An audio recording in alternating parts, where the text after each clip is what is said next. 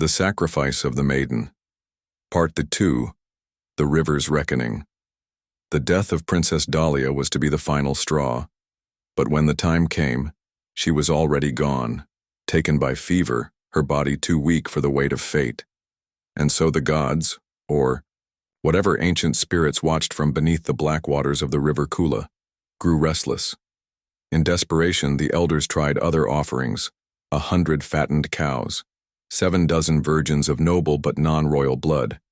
Even children were taken from outlying clans and hurled into the river with chants and cries. Still, the winds howled. The rains refused to fall. Pestilence walked on 2 legs through the farms of Fra Bianco. And then the oracle spoke again. No more substitutions. No more bribes. The womb of the crown must bleed, again. The last maiden. The blind one. Angelina. Angelina.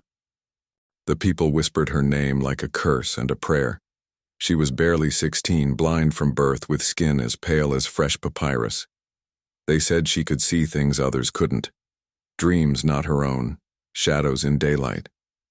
After the death of her sister Dahlia, she had been hidden away, protected by wet nurses and the silence of crumbling hope. Now she was pregnant. Some claimed it was divine. Others whispered the father was a rebel prince from the highlands. No one dared confirm it.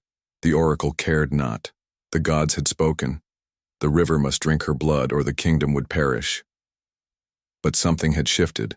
For the first time in generations, the people resisted. The day of reckoning banners were raised. Drums pounded not in mourning, but in revolt.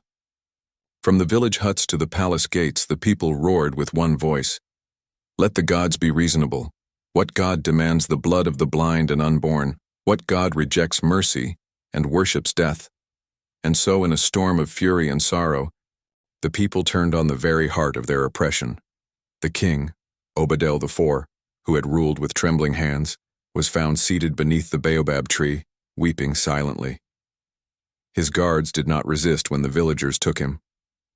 Beside him, his 2 highest chiefs, architects of fear, were bound with ancestral chains and dragged to the river's edge. There were no chants, no drums, just silence. And then the plunge. The river hissed. The earth trembled. The wind fell still. For the first time in living memory, the river Kula receded. By morning it was dry. Where once its waters had swallowed maidens, only cracked earth remained. The rise of Queen Angelina. Angelina was led by the hand to the palace, stone. With a crown forged of silver and woven reeds, she was crowned queen of the new Fra Bianco. The people wept, not for sacrifice, but for salvation. In the months that followed, the crops flourished.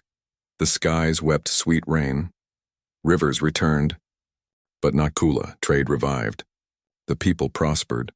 The river Kula, now a barren scar, became a sacred monument, not to a god, but to the end of fear. The tradition of sacrifice was abolished, its relics burned, its altars torn down, and Queen Angelina, blind and bearing the child of a future unshaped by terror, ruled with wisdom that saw through darkness. She spoke often of choice, of reason, and of what the gods will not say unless the people first speak. And Fra Bianco never again shed innocent blood for the rain. If you like this folklore, write part 3, please like and subscribe.